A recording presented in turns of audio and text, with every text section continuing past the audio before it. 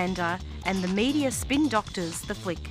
And check out Doin Time for news, views and tunes on prison issues from Guantanamo Bay to Christmas Island to prisons and detention centres everywhere. Every Monday at 4 p.m. on your community radio 3CR. We are still fired up and we're still talking about revolution. Hello and welcome to the Doin Time Show. This is 3CR Community Radio, 855 AM on the dial, streaming live on www.3cr.org.au. This is Marisa and I'll be taking you through until 5 o'clock this evening. And just wanted to say that pretty soon we're going to be speaking with Brian Morley, who is a wonderful Indigenous musician and Stolen Generations advocate, and Peter has prepared a pre-recorded interview with him, and stay tuned to listen to that interview along with some live music that he's going to be playing. Just before we launch into that interview, also to let you know that we'll be speaking very briefly with Ali as a follow-up to World Refugee Day. Ali is imprisoned in Mita detention centre at the moment. Just very quickly, I wanted to read out some more donations from Radiothon. Our target is $850. We now have $735, and the donation is from Stephen Langford, $50. Thank you very much, Stephen. Lovely. Thank you very much indeed. And a cheerio to Vivian as well. Susan Peterson, $100. And there's also an anonymous donor who's paid $100, donated $100. Thank you very much. And Meredith Butler, $15. And so total so far is $735. Thank you very much to all our listeners and supporters who have donated for the Doin Time Show. And later on I'll give you details of how to pay in case people want to donate more. Please donate to all shows at 3CR. It's not too late to donate. Okay, so we're going to be now coming through with this pre-recorded interview. So settle down and relax. It's quite a long one, but do listen because it's very important and crucial. Hello, welcome to the Doin Time Show. We have in the guest Brian Morley, and he's a magician. Muso. I'll answer to anything. Yeah. Anyhow, what's your background, Brian? My name's Brian Cameron Morley. Morley's my adopted name. Cameron's my birth name. Right. I didn't find that out until I was 28 years old, and that's when my journey really started, trying to find out who I was and where I was from. I've traced my family through my grandmother's side back to Ebenezer Mission, which is sort of northwestern Victoria. I was born in Horsham, spent the first 2.5 years in Dimboola, and then they put my brother, my sister and myself on a train and sent us to Melbourne. And when I found out at 28 that I had a connection to the oldest surviving culture on the planet, why wouldn't I, be proud of that, which I am. Yeah, that's right. I believe that my mobs were Jabberluck. I'm not sure whether that's the correct pronunciation. I've heard it said a few ways. Yep. Which is part of Jadwa-Jali Nation. I'm a very proud Aboriginal man, very proud Australian. I think we're a great country, but we can be even greater, and one of the things that holds us back is Aboriginal issues. That's it. So where's Jabba? Jadwa-Jali. Jali. It's up around the Grampians, Horsham, right. northwestern Victoria. Yeah. All right. So you'll come to play a few songs, and we'll talk more about the Stolen Gender stuff as well. So what are you going to play for us now? Well, I started writing poetry as a form of therapy when I was about 30. And when I was 32, I decided to pick up a guitar, and I borrowed a guitar off a friend. And this is one of the first songs I came up with. It's a song called Dreamtime, which is my story about my experience of Stolen Gen. Hope you enjoy.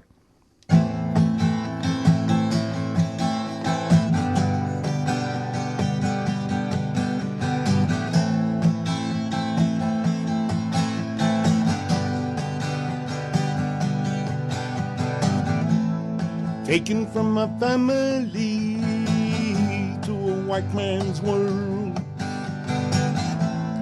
Anglo-Saxon attitudes were the ones that I was told. Always felt different, somehow alone. Wanting that feeling that a family of my own. Looking for my dream time, out there somewhere. If I learn about my dream time, it'll ease the heartache and despair. But will I find my dream time? How many out there care? Where is my dream time? Hey, can you take me there? Ooh, can you take me there? I've a brother out there someplace, I don't know if we'll meet. Just to sit and talk with him would make my life complete. Together at the start, at least we had each other. Why did they part us? As parents we must suffer. I'm looking for my dream time. It's out there somewhere. If I learn about my dream time, it'll ease the heartache and despair. But when I find my dream time, how many out there care? Where is my dream time? Hey, can you take me there? Ooh, can you take me there? Wondering is the worst part all the time. Why they did this, I'm looking for the reason or rhyme. Hope this never happens to anyone again. Playing God by Christians sometimes causes pain. Looking for my dream time. It's out there somewhere. If I learn about my dream time, it'll ease the heartache and despair. But when I find my dream time, how many out there care? Where is my dream time? Hey, can you take me there? Ooh, can you take me there?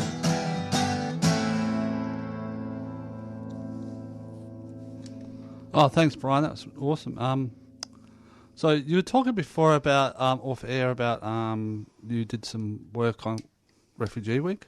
Yes, I was lucky enough to be asked to play, I think it's the Westvale Community Centre in St Albans, Oh, cool. part of Brimbank Council, Yeah. one of the neighbourhood sort of houses that they have running out that way.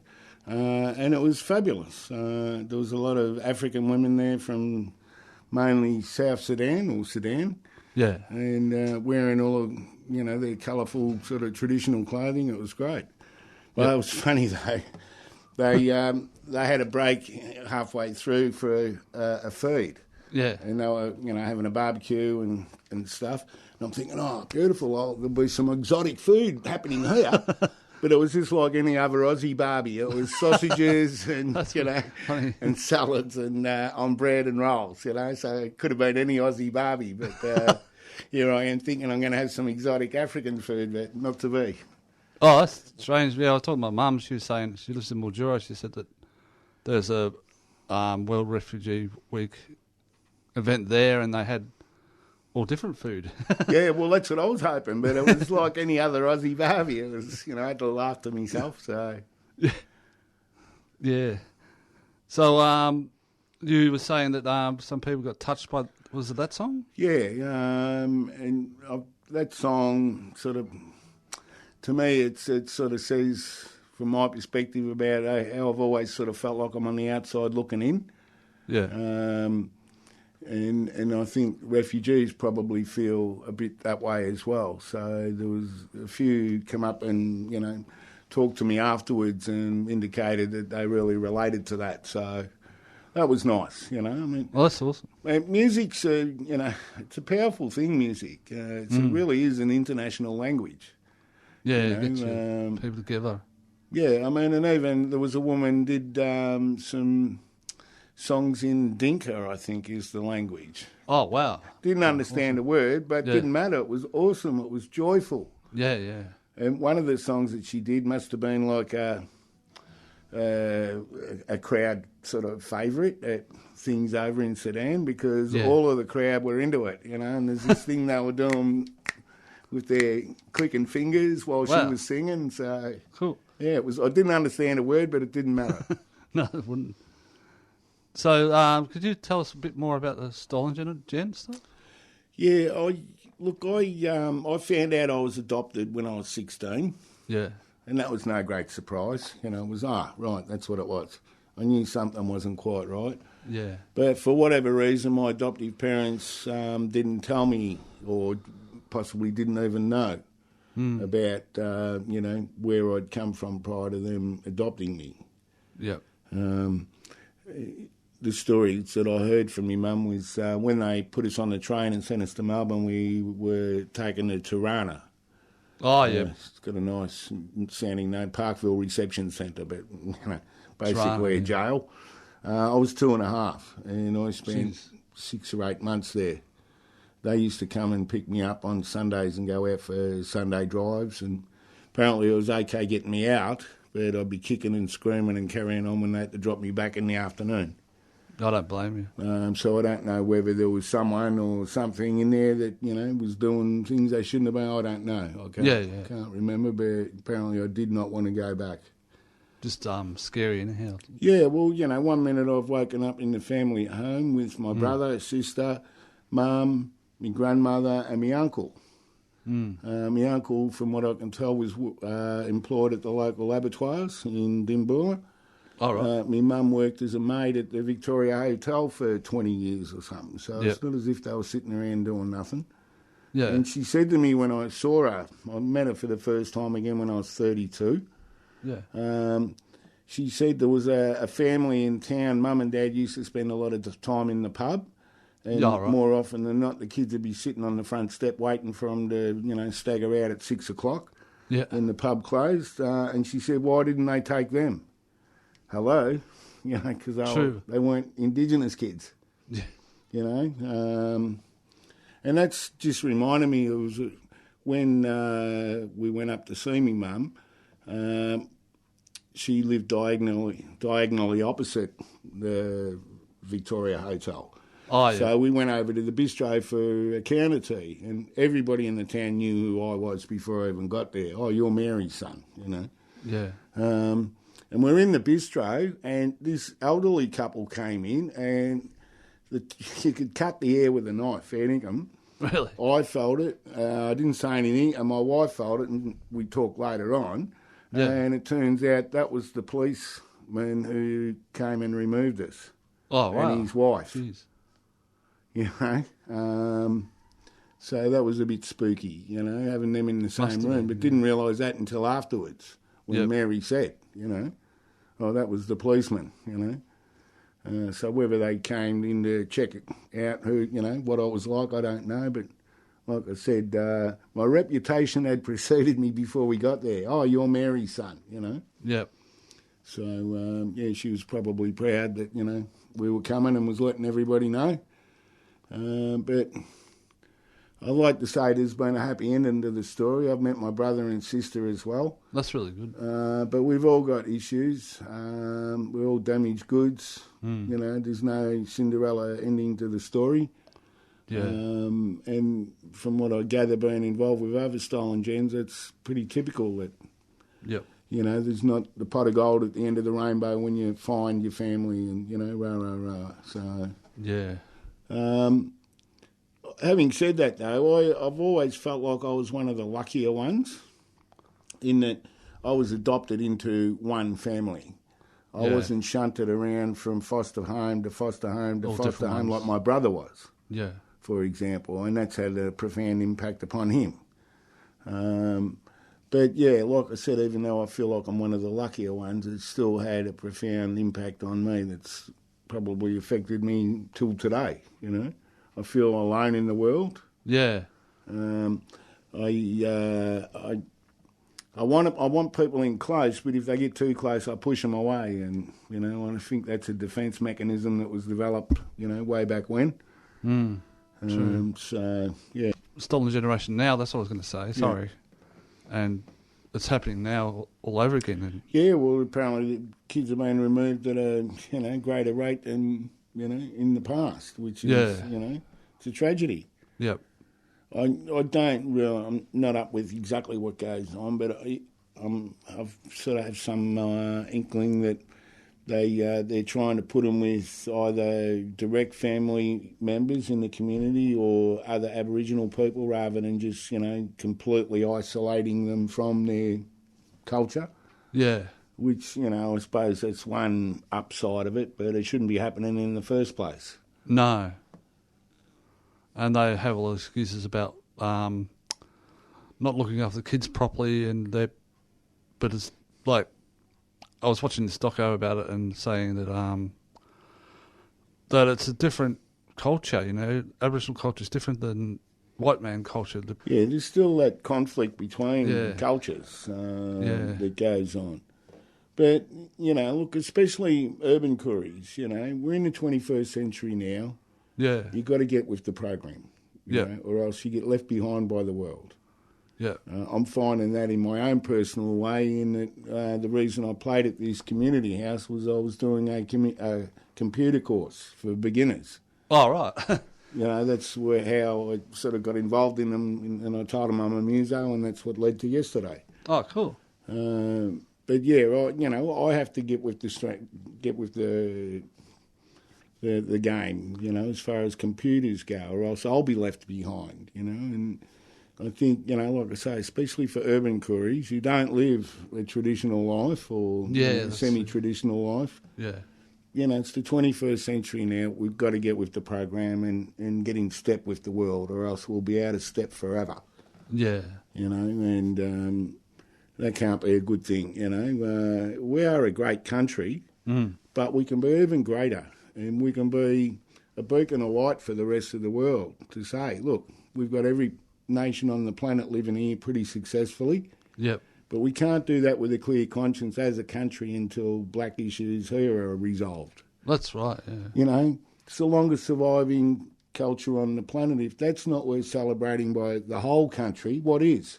Yeah. Let's celebrate, a battlefield where our best and brightest were slaughtered, Yeah, yeah. Let's celebrate something profound and good. Not, I've never bought into the theory that, that's when we became a nation, when, at Gallipoli, and things like that, No, there must be better ways to prove your nationhood. That's true, yeah. And the negative stereotypes that abound still. That's where Dark Emu and its follow-up book by Bruce Pascoe, is it? Yeah, yeah. It's fabulous, the first farmers on the planet, the first this, the first that, but all that gets seen is, pissed in the dry riverbed in Alice Springs or whatever. The negative stereotypes. Taking over, getting land rights means to live in the backyard or something. Yeah, well, that's what people think. White Australia don't understand, what goes on. If I had my way, that the Aboriginal map of Australia would be in every classroom in the country. Yeah. Because that says heaps of things at one glance, apart from what all the nations were and where they were. But the spiritual connection to land concept. Yeah. If you're born in the pink bit here, you're not interested in the yellow bit to your north or the green bit to your east. Yep. You're only interested in your land, you know? Yeah. And that, to me, it says in one look, it proves spiritual connection to the land.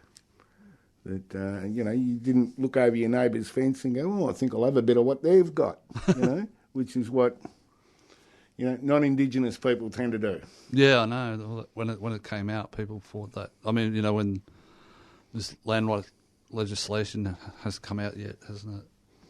Well, you know, there's still a lot of work to be done about, you know, redress. Yes. White Australia doesn't understand the concept of redress. It's making up for past injustices. Yeah, true. You know, I don't know whether a truth and reconciliation thing would be worth having like they did in South Africa. Oh, yeah. See, you know, you can clear the decks and get rid of all of the crap and then you can move forward. Mm. You know, and if people are, you know, look, a lot of people in today's world have had nothing to do with, I'm talking about non-Indigenous Australia, have had nothing to do with the situation that Aboriginal people find them in.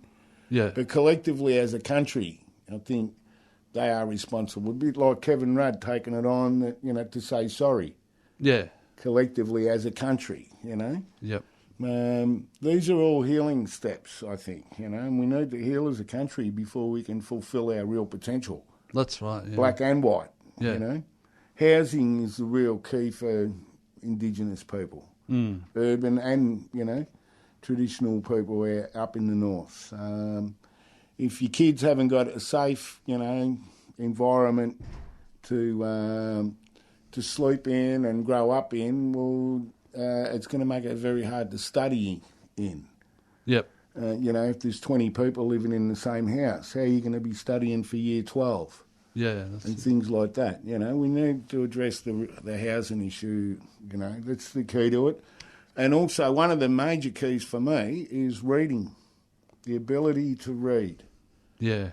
If you can't read properly, you can't operate a computer to its optimum, you know, level.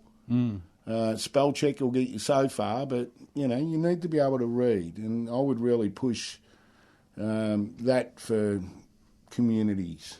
Yep. You know, making sure kids have got access to books and, you know, although I'm old school, books are sort of on their way out now, I suppose, but, you know. Yeah, they are in a way. Some people, a lot of people are into them too. I think they'll never completely die out. No. You know, it's nice having that, you know, physical thing in your hand and turning the page and, you know, whatever. But for me, reading is the key. Yep. You know, and that opens up all sorts of doors. But if you can't read, then you're behind the black ball before you even start. Yeah. As I said before, we're in the 21st century. We need to get, you know, with the program. Yeah. And that includes, you know, literacy and numeracy. These things need to be improved, and when that happens, more kids will be going to university and taking on professions and, you know, the flow-on effect. Yep. But it all starts with being able to read. Yep. And, you know, we need to, in some ways, try and instill a love of reading in the young kids. You know, not force them to read. You know, you have to want to, you know, have a love of reading. Yep. You know, I'll never climb Mount Everest, but I'm sure I'll be able to read a book that will take me there. Yeah, yeah. You know, that's the beautiful thing. You can live vicariously through other people's, you know, endeavours and travels and stuff, you know, and it opens up a whole new world when you can read and you can visualise those words in your head. They become pictures. Yep. It's a beautiful thing. That's it. So we'll just go to an announcement and we'll come back to maybe play a song or something. We jail black males in Australia nationally at a rate 5 times greater than apartheid South Africa jailed black males in 1993. The suicide and self-harm rates are the highest in the world, and the life expectancy gap is the biggest in the first world. You know, Australians don't like hearing the truth about how bad things are, but the more we resolve from it, the longer this is going to continue. Black fella, white fella, it doesn't matter what your colour. Mainstream media is not interested in this stuff. It doesn't find space to talk truthfully and deeply about issues that affect all Australians. The only place predominantly you will find that with any real depth is on community radio, and 3CR has been one of the great leaders in that. So if people are wondering where they should spend their hard-earned cash, I would suggest 3CR is a bloody good place to start. What your name is, we...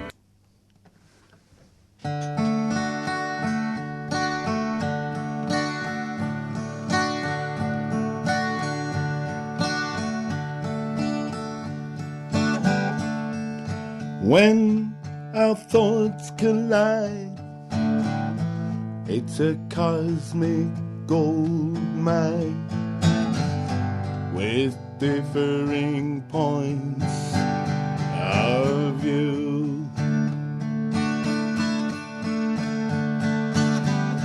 We are all stardust, and in our gods we trust to take us somewhere new.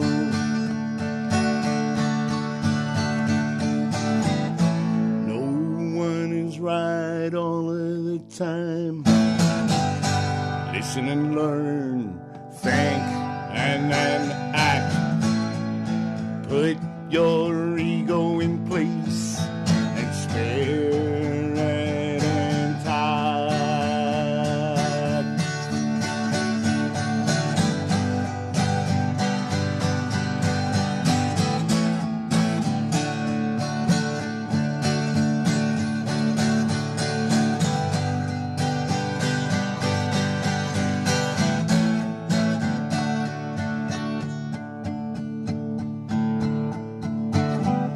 The sun, it shines to help clear our minds and give us all a clue. Connection to land goes hand in hand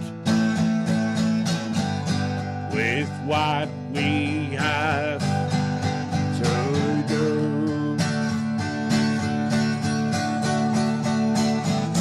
No one is right all of the time. Listen and learn, think and then act. Put your ego in place and spirit intact.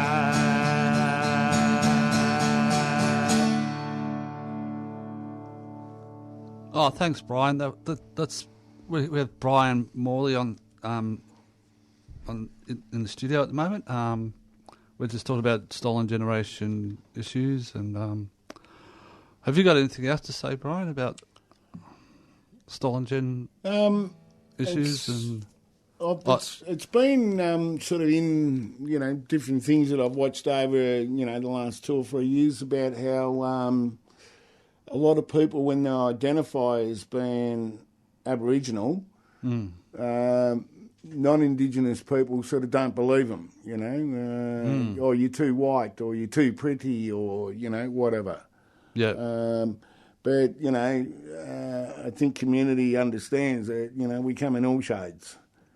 That's it. And you're not going to get blue-black people in Victoria like you might in Arnhem Land, for example. Yeah. This is where most of the damage was done, this part of the country. Yep. All of the languages that were obliterated. There were quite a few spoken in Victoria, before the white fella came, and there's not much left of any of them anymore. I'm not sure whether anybody can actually speak any of the Victorian languages fluently anymore. Yeah. This is, I know there's bits and pieces of language, that have been preserved, but as far as being able to speak it fluently, I'm not sure. And that's a tragedy, 40 plus thousand years to develop a language and within a short space of time obliterated, And all of the knowledge and, the bush medicines and stuff that went.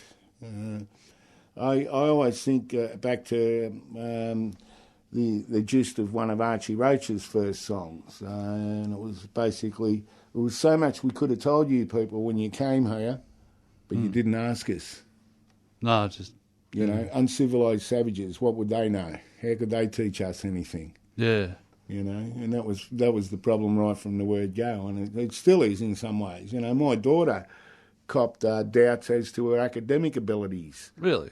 And she got an ATR score of 90 odd, you Wow. know. So she's not stupid, you know, Yeah. in that sense. But there's more than one form of intelligence. Yeah. You know, you don't need to have a doctorate hanging on the wall to be, you know, intelligent in your own way, I think, you know. And the black fellas certainly were very intelligent and capable people. I mean, never seen horses before, but within a short space of time, they were out riding the white guys. You know, there's a saying about Australia was built on the sheep's back. Well, I think the sheep were on the black fellas' back, you know, as well as the cattle. Yeah. You know, the cattle and the sheep industry owe a lot to black input, you know, paying them nothing, slave wages, yeah. I just, you know, I've always sort of felt like it's my role to bring this to people's attention that might not necessarily know about such things. I've got another song called It's Not About that I wrote when Kevin Rudd apologised. Yeah. I listening to a lot of talkback radio. There was a lot of the redneck bogan element from the shallow end of the gene pool where all they were focused on was if some people like me might get some money, you know. How much are they going to get? Yeah, what have they ever done? Yep. You know. But they could give me $1 million and it wouldn't fix my head or my heart up. Yeah. You know, yes, I'd be able to pay the bills and, you know, blah, blah, blah, but it wouldn't fix my soul. Yeah. You know, no matter how much money they gave me. So I wrote that song in response to that. Pretty proud of that song because it attacks Stolen Gen from a slightly different angle. Yep. I remember what I was going to say. Someone was telling me yesterday that Burke and Wills drowned and like all the black fellas were telling them what to eat, but they just didn't take notice and they starved. That's the sort of a sore point with me, especially every time I go round past the zoo when I seen the stone can monument to Burke and Wills. Yeah. Now, like Gallipoli, that was an abject failure. Yeah. And yet we glorify it. Yeah. We never hear about their offsider king who got over himself and went and asked the local people for their assistance and they were only too happy to give it to him and help him. Yeah. He lived. Yeah. But we never hear about him. We only hear about Burke and Wills. Apparently they shot at the locals, so the locals have gone, well, stuff you. Yeah. And they were apparently eating berries that needed to be cooked to get rid of the toxins. Yeah, they didn't take notice, apparently. No. So what would these black people know? You know, we're white. We know everything. You know? Yeah. Well, they paid the price. But we glorify them. Yeah, I don't.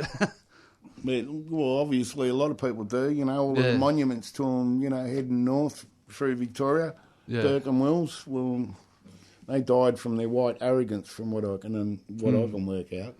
Domination and stuff. Well, you know, Shane Howard said to me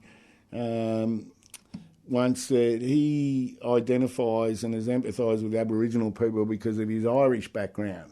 Yeah. And he put it thus, that the English started refining their techniques for controlling the locals in Ireland, and so by the time they reached Australia's shores, they'd perfected the techniques. Yep. And the fact is that Stone Age people on foot against people on horses with guns who knew how to use them, not a fair fight.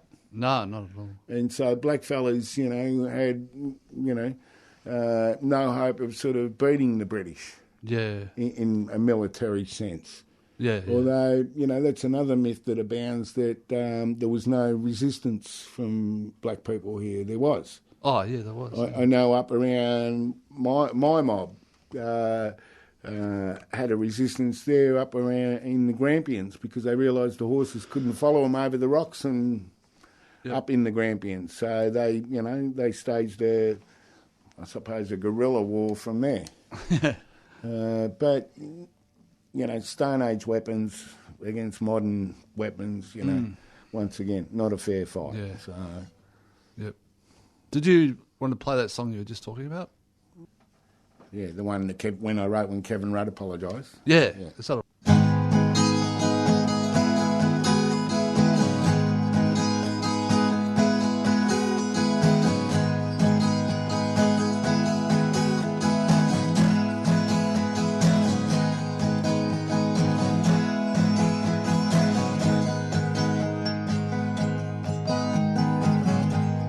Not about the money, it's not about the toys, it's all about the hugs and kisses I missed when I was a boy,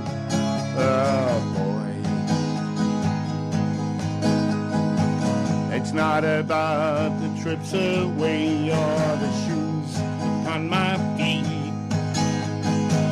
It's all about my brother gone and my sister not to meet.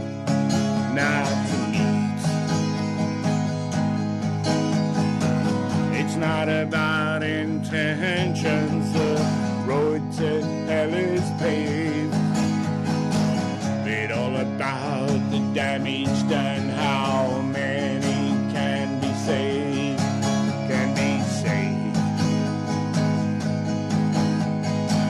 You told me I was better off, I should be glad. I say to you, you would not know, no wonder I've been sad. You told me I was better off, I should be glad. I say to you, you would not know, no wonder I've been mad.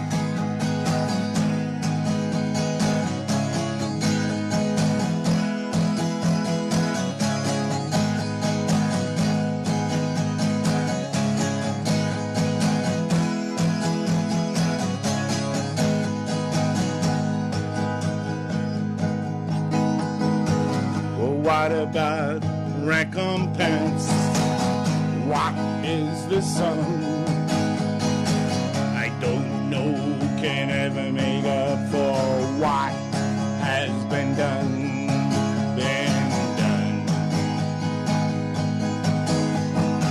It's not about a trip of guilt on the boardwalk of shame. It's all about all of us ourselves we can reclaim.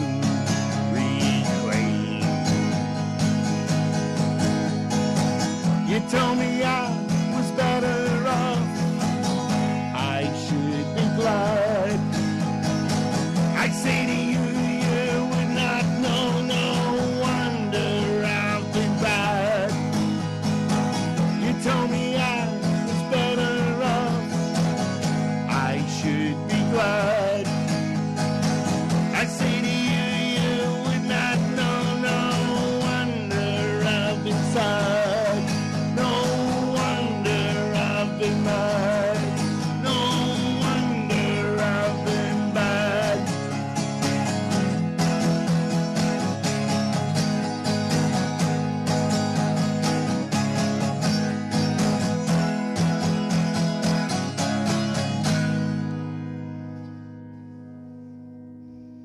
And you're with 3CR 855 AM. We have Brian Morley in the studio. We talked about Stolen Generation, and he's playing some cool tunes. Brian, have you got any CDs out? Or? I've got some things on SoundCloud that I did 10, Oh, yeah. 11 years ago. Yeah. If you go to Brian Morley Music on Facebook, there's links to SoundCloud there. Oh, And still spins me out. I've actually got a web page that I paid someone to set up. It's, right. Brian Morley Music .com, I think it is. But yeah, there's that song's on there with an interview I did that went on NITV and blah blah blah blah blah. But I'm in the process of trying to sort out some other people to record with me at the moment. I've got heaps of songs. yeah. I've just put down 24 rhythm tracks with vocals mainly to see what I've actually got to work with. I've just got so many songs I couldn't see the forest for the trees, so I've had to put them into a format where I can work out what I've actually got. Yeah. I've got some great songs, but it's just a matter of getting the right people to play on it with me. Yeah. Some songs I think will suit just doing them pretty stripped back, but other songs need, sort of a full band sort of thing happening with them, I think. So. Oh, look forward to that. Yeah, I don't want to just play the same song 10 times, on an acoustic guitar. I want to entertain people. Yeah. What I aspire to at gigs is taking people on a trip. Yeah. If people are willing to come on a journey with me, we'll be some highs and lows, but hopefully we finish on a high and everybody goes away happy. Yeah. I've got a few crowd participation things. Oh, cool. Awesome. Which when you play live. Yeah, when you, got the right audience that are into it, it's a really nice thing. Yeah. It must be such a buzz for, bands like the Stones or whatever. They're playing to 100,000 people and they're singing the song back at them, without them doing anything. That must be a real buzz when the crowd does that. Bloody hell. All right, thanks for that. We'll wrap it up. Thanks very much for coming in. Thanks, Peter. I really cool. Always appreciate any opportunities to sort of, get the message out there. That's It's all true. about, like I said at the start, communicating with people. And if non-Indigenous Australia are not aware of, A, what happened, and B, what impact that has had, then things like this can only be a good thing to try and educate people. Yeah. And another thing too is that ignorance is no longer an excuse for anybody. It's all there at your fingertips on the internet if you want to find out anything about anything. Yeah. And that includes Aboriginal people. Yeah, that's exactly right. I've done a lot of reading, and I love Henry Reynolds, his series of books. Yep. And the first one I read was Black Pioneers, and what I said before about black people never seen horses before, but they were out riding the white guys in a very short space of time. That's what Black Pioneers is about, the input that black people had to the development of this country. Yep. That has gone, largely unheralded, shall we say. Yeah. I've never been to the Stockman's Hall of Fame in Queensland, but I guarantee R.M. Williams has a big sort of display about him. Yeah. But would there be any major displays of individual black stockmen? I'm not sure there would be. No, that's true. Yeah. They'd be maybe acknowledged collectively, but, not picked out individually like R.M. Williams, the bootmaker. Yep. It's a bit skewed, but, I think if enough people chip away at the coalface in their own little individual ways and we're all heading in the same general direction, eventually we'll get there where we need to be. Yep. The things that confront community and the country weren't developed in 5 minutes, and they're not going to take 5 minutes to fix up. Yeah. But as long as we're moving forward and not going backwards, that's the main thing, I think. Yeah, that's it. It's not moving as forward as fast as, people would like, but as long as it's moving forward, that's, we can be thankful for that at least. Okay, thanks, Brian. We'll say goodbye. Thank you for having me, Peter, and thank you all 3CR listeners for tuning in to the Doing Time Show. The Doing Time Show. Thank you. Thanks. Actually, can I just throw in a little anecdote there about Doing Time? Yeah. I spent my 30th birthday in Ararat Jail for drink driving. Oh, right. And I walked into the cell one day and there was half a dozen blokes in there with an out-of-tune acoustic guitar. No one had a clue. Didn't know how to tune it. No one had a clue, including me. But I actually said out loud, I reckon I can write songs.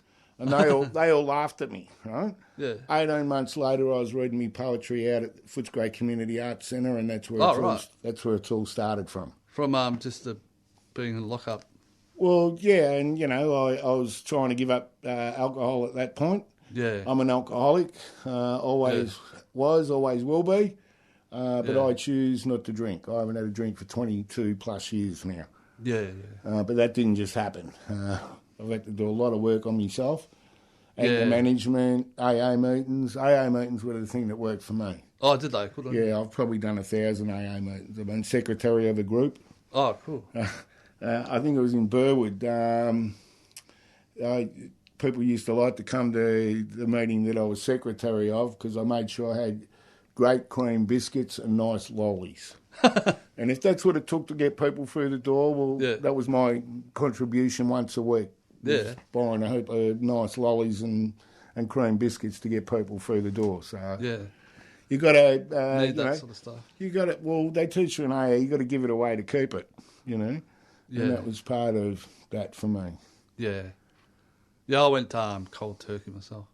Well, you know, I tried that. Cigarettes. I tried all sorts of things over the journey, but AA was the one that worked, and it only worked when I decided to really hook in. Mm. There's no point going to one AA meeting a month or once a week or something. You've got to immerse yourself. Yeah, you've got to do it. You know, I've done 90 meetings in 90 days quite a few times. Wow, that's pretty good. But, you know, the thing is with AA and with mental health issues as well, it's free therapy 7 days a week, 3 times a day if you want it. Yeah. You know? Yep. And nobody wants anything from you there except to see you get well. Yeah, that's it. Yeah. You know, And unconditional. It's a beautiful thing when it works well, you know. yeah. But you got to get with the right people if you know, when you're first starting out. Yep. Just reminded me, we played at the Atherton Gardens the other week at the anniversary of the Stolen Gen Memorial. Yeah. I did a song called One Day at a Time. Yep. Pretty self-explanatory. I had a young bloke come up crying after we finished. Said, "Thank you, mate. I really needed to hear that song." Awesome. He's just starting out on his journey, you know, of trying to give up the grog. Trying to give up, And, you know, and as a songwriter, that's priceless, getting that response from someone, to be able to touch someone, you know. I'll give him a hug and he was quietly sobbing while I was having a chat in his ear, you know, trying to give him a bit of advice. So, as I said in the interview before, music's a powerful thing and can change all sorts of things. Yep. Oh, we're still interviewing. We're still on? Yeah. Okay. And that was a very powerful interview by Peter. Peter prepared the interview. And that was an interview with Brian Morley, a wonderful Indigenous musician. And he was also speaking about Stolen Generation. It's approximately 4:47. And if you're listening, Brian, a very special thank you to you. And we're hoping to have him back as a follow-up onto the show at some stage. Very powerful interview. And I'm just going to see what's happening with our interview with Ali. He is locked away in Mita Detention Centre.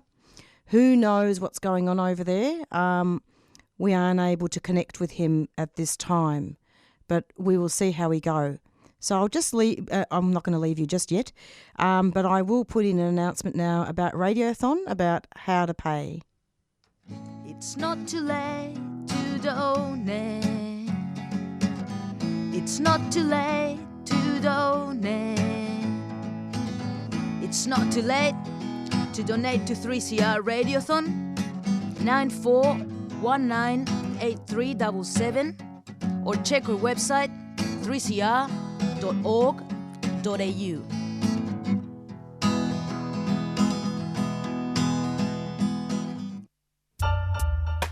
"3CR", radio that's independent, progressive and making a difference.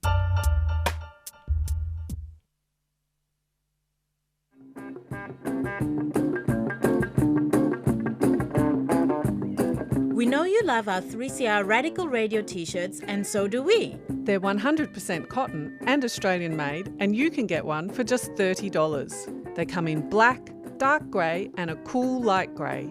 To nab one of these beauties, drop into the station at 21 Smith Street or order by phoning 94198377, or you can visit us online at 3cr.org.au/shop.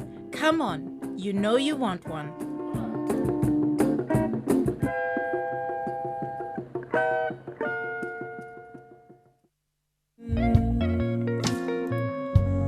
Just exposure to the truth. Outer Urban Projects and Hume City Council present Hume Studios, a unique performance event taking place in Melbourne's Broadmeadows. dancers, musicians and vocalists from Islander, hip-hop and classical genres alongside Middle Eastern drummers combine to give you the best of Hume's mighty arsenal of emerging talent. Featuring Milad Norouzi, Ruthie Kaisila, Natasha Hanna, Joseph Samarani, poetry by Didam Kaya, choreography by Dion Nyuku and Nicola McCarthy, directed by Irini Vela. Hume Studios, 3 shows only, Saturday the 29th of June at 4 p.m. and 6:30 p.m. and Sunday the 30th of June at 3 p.m. Free entry, but bookings are essential. For more information and tickets, head to outerurbanprojects.org. Outer Urban Projects, a 3CR supporter. Breaking the rules of nature, bringing terror to the people. And you're back with the Doin Time Show. Then we're welcome to Ali from Mita Detention Centre. Hello, Ali. Hi, hello, Marisa. How are you? Oh, good, thanks. We nearly lost you, but you're here. Yes. Now, Ali, this is going to be very short, as you know, but I'm just wondering if you said you wanted to talk about a few things. Can you tell us what it is? And just to refresh listeners' memories, we spoke with Chris Breen last week from the Refugee Action Collective about a court win of Ali, which he's unable to talk about on air today because we don't want to have contempt of court. But Ali, as a refugee in Mita, what is it that you need to say today? I just wanted justice actually from the government actually to everyone in here, especially the kids in here. Like there is young kids, about 5 I think, in Mita Detention Centre now in Melbourne. It's like what this innocent kids, 2-year-old or a 3-year-old kid done to this actually government to actually get locked up in here. It's just not fair. Really not fair. There are children there? Yeah, children. How many? 5. And are they unaccompanied? Yeah, with their family. But what's that to do with them getting locked in here and have no access to anything? Like they get the food, not the one they choose. They get the food Circle choose for them. Yeah. They don't get access to go outside much. Limited access to everything. They're stuck in the compound with not many people to socialize, to talk to. It's really bad. It is bad. What is happening to people here is in a human life. Like because of my winning case, they trying to move me to Sydney as well. They're going to move me to Sydney. Sydney? So, hang on a minute. Your mother doesn't live in Sydney. Your mother's in Western Australia. And she's got cancer. But they won't put you in Perth because they want to put the pressure on you to go back to your country, which is a dangerous country, so you get killed, and then they'll be happy about it. So they went with you in Perth so you don't get comfortable with your own family and mother and that. My mother came here in Melbourne, which is, she asked both of us, she said, can I have one-time dinner with my son? They denied it. They denied even on dinner with my own mother. It's like, what she done to you is not to make her just happy one hour with me dinner. It's like... She wanted to bring dinner? She wanted to bring dinner into you? She was trying because the visitors are from 6 o'clock to 8 o'clock at night. Yeah. So she trying to bring dinner with her, and I eat with her like just a Hungry Jack's or a McDonald's meal or a KFC or anything or pizza. They said no, not allowed to. Food not allowed to come into fresh food, not allowed to come into the detention centre. It was never like that before. And never like that before. Never, no. Ever. And as well, it's like she's an old sick woman. I've seen her son for nearly 14 months. I haven't seen her. Just want to be happy. Why wouldn't you give it to her and say yes? Okay, no problem. Just come in with the food. It wouldn't hurt them much. It wouldn't kill them. It's not a prison. It's not meant to be a prison. And in fact, Ali, I used to visit Mita, as you know, and I've said this on air before, that I used to bring soup in. We used to be able to bring lentil soup in containers. We could bring biscuits, bread that was uncovered. You know, we used to have a spread, like a feast there. And everybody used to sit around the table. Not anymore.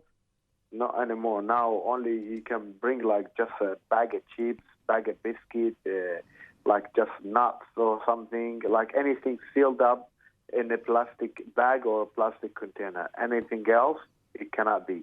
And fizzy drinks. So you have seen your mother, Ali? Hey? You have seen your mother, though? I have seen her, yeah. I have visited with her another 1 hour, 6 o'clock. She'll be going back to Perth on Wednesday night, 9 o'clock at night. She'll be going back to Perth. And, yeah, she's staying at my friend's house in here, Helen Fox. There. Yes. She's a refugee supporter, and she's trying to help my mother just as long as she's in Melbourne until she goes back to Perth.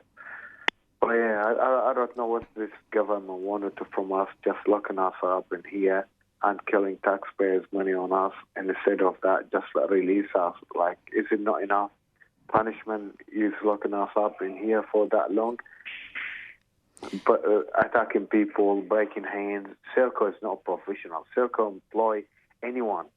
They own the newspapers. They employing anyone, not a professional people, employees. Like, they're not actually a real security company. It's Absolutely. just really ridiculous. Ridiculous with Serco. They, like, it just disaster. It is a disaster. It's just disaster. It's like food is not good. It's getting really worse. It's been fortnight now. People getting really pissed off. Like, I did go lunch today. I couldn't eat. No. The curry was it was a curry chicken, but the curry tastes like water. It's disgusting. It looks red, the curry, but I put it in a spoon. I put it in my mouth. It's water. No taste, no flavor, no nothing. It's pretty gross. I couldn't eat it. I couldn't eat the food. A gross violation of human rights. Now, Ali, I'm really sorry. We're going to have to cut you off here, but let's get you back next Monday, shall we? The Monday coming? Yeah, more than welcome. You can call me anytime. 4 o'clock? 4 o'clock? Yeah. And as I say, I'm just going to make a joke here. Be there or be square. You know that saying? Thank you. But Thank you. 4 o'clock, and we're going to have a continuation of this discussion this Monday. Thank you. We put you on to honour Refugee Day, World Refugee Day, and to have you as a follow-up from last week. Thank you so much, Ali. Thank you very much. Thank you. Very much. We'll send you the link for the podcast. Thanks a lot. Yeah, no worries. Bye-bye. Thank you. Take care. Bye-bye. And that was Ali, refugee and asylum seeker, locked away in Mita. It's approximately 4:57. Beyond Zero is coming up next. And we're going to be going out now with our theme song, Black Fella, White Fella, from the Rumpy Band. And stay safe. See you next week.